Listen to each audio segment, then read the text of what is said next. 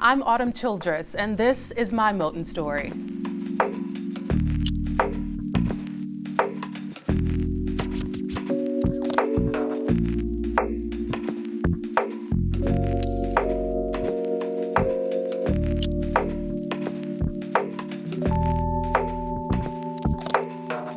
Good afternoon. I'm Jill Ahmad.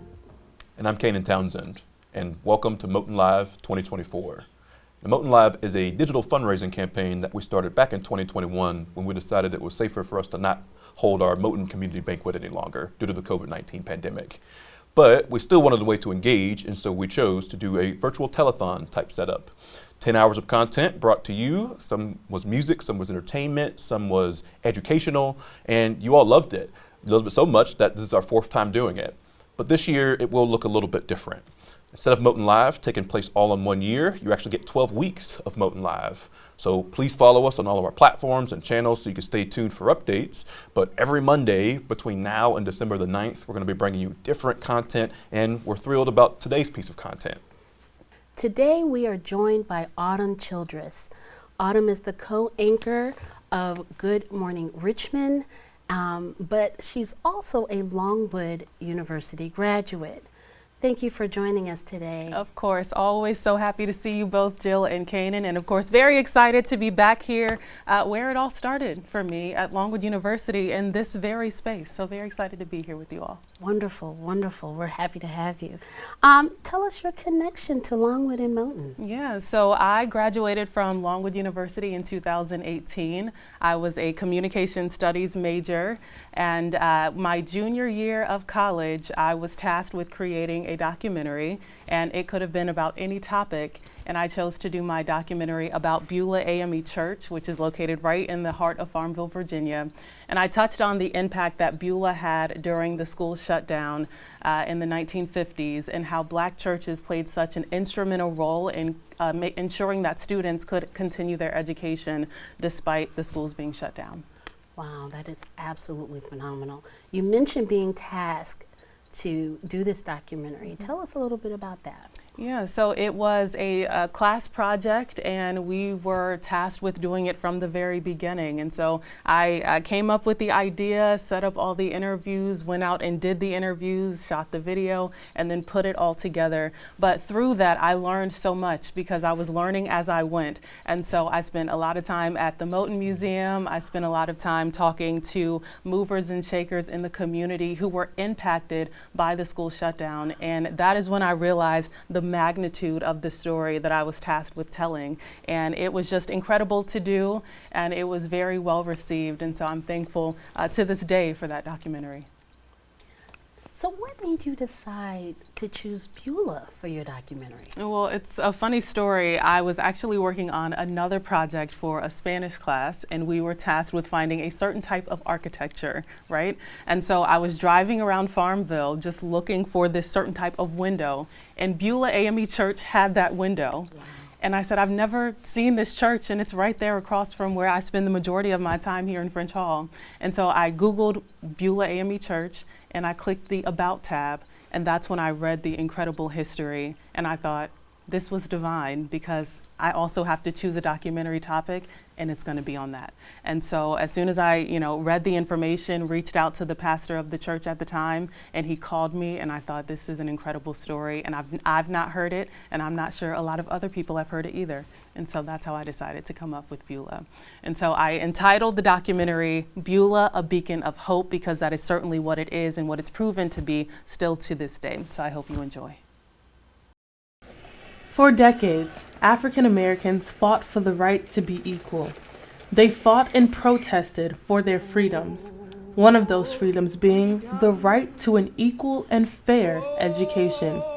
Many know the stories that have been put in history books, but few know the story of a church located in the heart of Farmville, Virginia. This is the story of Beulah African Methodist Episcopal Church, a story of hope, a story of justice, a story of freedom.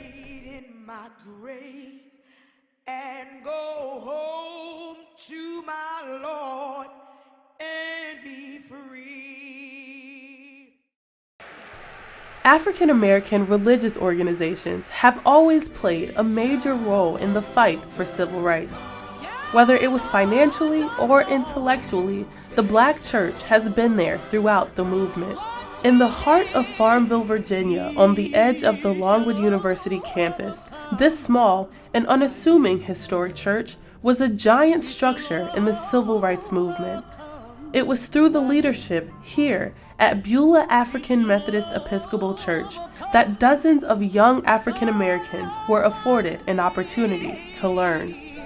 An opportunity that had been snatched from them by those who believed that blacks were inferior and did not deserve a fair and equal education. The white community here had organized a private foundation in 1955 that had been gathering donations for 4 years to plan for the opening of a private academy in the event that they'd be told to desegregate their schools. Up until 1959, racism and segregation were present and documented in Prince Edward County. For 5 years, Prince Edward County refused to desegregate schools as had been mandated by law in the case known as Brown versus the Board of Education. Since Prince Edward County continued to defy these court orders, they were issued a legal mandate to either integrate or shut their doors altogether. And on June 26, 1959, the unthinkable happened. Charlie Taylor was a student at Moton High School. He recalls receiving the life-changing news from his mother. She said that, I don't think they're going to open the schools this year. So what do you mean, open the schools? I think they're going to close the school. And my question was, why? Virginia state law had said you either integrate the school or close them. And close them they did. Rather than desegregate, Prince Edward County chose to shut down its schools altogether, sending the resounding racially charged message saying that they'd rather have no school than to attend it with blacks. It brought a devastating effect on children. I can tell it now. Different people did different things.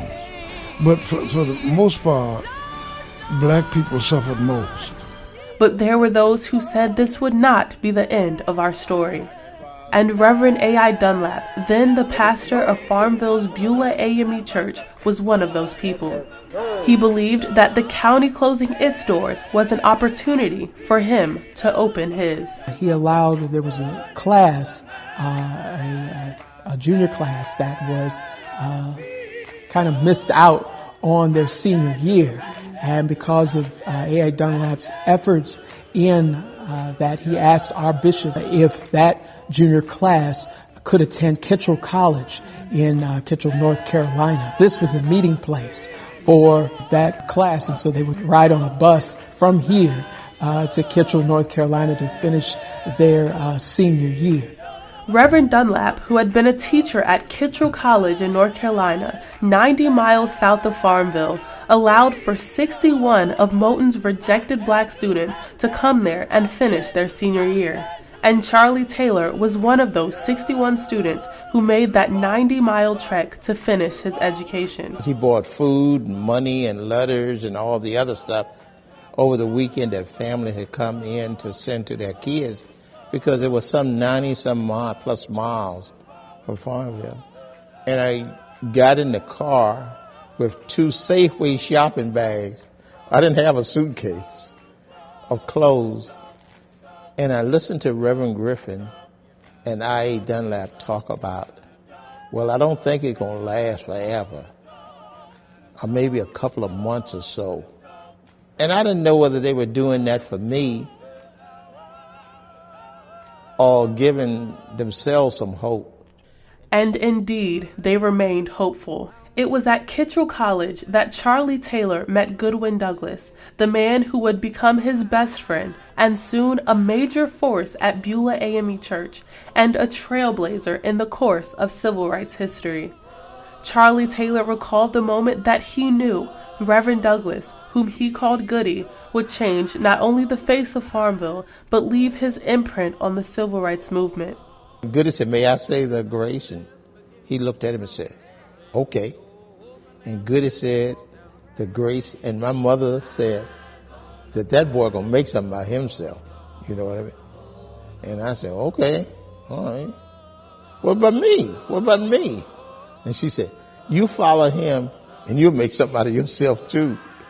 So I introduced him to Reverend Griffin, and I introduced him to A.I. Dunlap, to Beulah AME Church, the whole 9 yards. And together, through Beulah AME Church, they secured their place in the history of civil rights and began to change the face of Farmville, Virginia. Beulah AME Church was the host to several students from the community because the schools in Prince Edward County were closed. And so they used this facility as classrooms and also as a library downstairs within our basement. That's where they had a library and also more classrooms. While that was a temporary fix, he knew the fight for educational equality must continue. In the 1960s, they used to have a swing that was on the parsonage. That's where a lot of people gathered on the patio of the parsonage, and they protested and they did a lot of that. I know this was a place where the people created their signs right down in the basement. This was also a place where they gathered and they strategized. They had meetings. And so some of the, quote unquote, they would be secret meetings, so nobody would know what they were doing. And so this was a place where they would gather to organize for those protests. They held mass meetings there to help students, to encourage the community to boycott downtown businesses and to really continue to protest the continued closing of the schools. And it was in that summer of 1963 that Reverend Douglass, alongside Reverend Francis L. Griffin and Reverend Samuel Williams, demanded equality and insisted that the doors of Prince Edward County schools be opened. It was rough times. So we demonstrated in the summer of '63. I went to Reverend Griffin. I said, man, they're doing something everywhere except Farmville, and something needs to be done. Reverend Goodman Douglas, who died last year at Beulah, we demonstrated in Farmville for the opening of schools, equal opportunities in the working place, public places where we go to eat and so forth. Everybody was sitting in, wading in the pools, standing in, everything else people were doing in the country. And we did that here. But this fight did not come without its consequences. One story that he always told me, the Reverend Douglass always told me, was that while he was preaching here, when he was preaching inside the pulpit of Beulah, he had to have security because there were a lot of death threats upon his life because he was striving for civil rights and justice and equality. And at that time, not a lot of people were in favor of that. Yet, through Beulah AME, Reverend Douglass continued to organize these student protests until Prince Edward County finally reopened its schools in the summer of 1964. Beulah AME Church continues to live out its civil rights legacy. The church is on the Civil Rights Walking Tour as well as the Civil Rights and Education Heritage Trail. The AME Church has been and always will be a beacon of hope for everyone, no matter the color, no matter the gender, no matter the sexual orientation. But we will be a beacon of hope for everyone.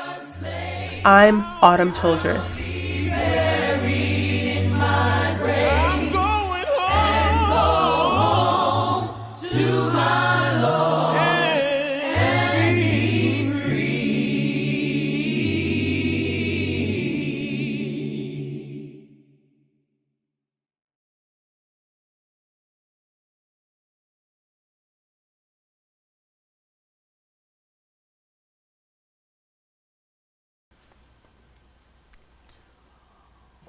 Thank you so much, Autumn, for sharing that with us and for creating such a great documentary on such important history. I find that we don't talk enough about the role of the church during the civil rights era, especially in Prince Edward County. I'm curious, I mean, you came back here to talk about it, right? You know, what's been the lasting impact of making this documentary on you personally and professionally? Wow, well, I'll just touch on the impact of the church because it was such a troubling and a trying time for the students, their families, the entire community when the schools were shut down, and just the impact that faith leaders had on those students, because it was about integrating the schools and opening them back, but it was also about keeping the faith through this time. And so when we talk about lasting impact, I mean, it's the 70th anniversary of Brown versus Board of Education this year. And that's the lasting impact, that 70 years later, there are still some students who never got that chance of an education. And so that is why it is so important to me. And so I'm thankful for you both recognizing that work. And I'm just really excited that this is kind of looped back around 7 years later. Who would have ever thought? But that just goes to show that it is still an important story to tell. Absolutely. Absolutely. So I noticed our Reverend Sam Williams in the documentary. I was wondering if you could share a little bit about spending time with him and how that influenced you, your life. Yeah. And so I interviewed several people in the documentary, as you saw, and Reverend Samuel Williams was one of the most influential people that I talked to. Funny story, so spending 4 years on Longwood's campus, I often saw Reverend Williams walking across campus, and you can't miss him if you know him, often with a stack of books in his hands, headed straight for the library oftentimes. And so when I went to the Moton Museum and asked who should I talk to, he was one of the first people that Moton said, he has your answers that you're looking for. And so as a student, coming into this really not knowing much about the story, he was incredible. I spent almost an entire semester with him on his front porch, which is right behind Longwood University's campus. We sat there on that swing, and he would go in the house, bring me out a scrapbook, bring me out a picture, and just sit and tell the story with me step by step by step. I'd meet him in the library in between basketball practice and class. But I mean, he was incredible. And it was through him that I understood really the magnitude of the story that I was telling, because if you hadn't lived it, you may not understand how impactful it was, but talking to someone who was directly impacted by it still years and years later, that's different. And so I remember when I did this documentary, I didn't know what it was that I wanted to do. News and storytelling, I had an interest in them, but I wasn't necessarily confident in that. But from his nod of approval and him saying, yes, you can tell this story, that's when it really clicked with me that I wanted to be a storyteller. And praise God, 7 years later, it has all come to fruition. But I can honestly, truly say that this documentary changed it all for me. Oh, that's amazing. That is absolutely amazing. Share with us your current role. What's going on with you today? Yes, so I am the co-anchor of Good Morning Richmond for ABC 8 News in Richmond, Virginia. I've been in that role for about 7 months now. I was promoted back in February. Praise God again. Yes. And before that, I was the weekend morning anchor. Before that, I was weekend evenings. Before that, I was the morning reporter. And before that, I interned at Channel 8. And so really all of this has just really come full circle. But that is my day-to-day. So every morning from 4:30 until 7, that is where I am. Thank you so much again for joining us and sharing your powerful documentary. I know it impacted us, and I know our viewers at home are also going to be impacted by it. Of course. Thank you. This is Moton Live 2024. And over these next 12 weeks, you'll have the opportunity to give and to interact with our content. If you'd like to support our fundraising efforts, you can go to motonmuseum.org/live, or you can scan the QR code that should be popping up on screen here shortly. Please help us commemorate the past, seize the moment, and pledge the future. Thank you.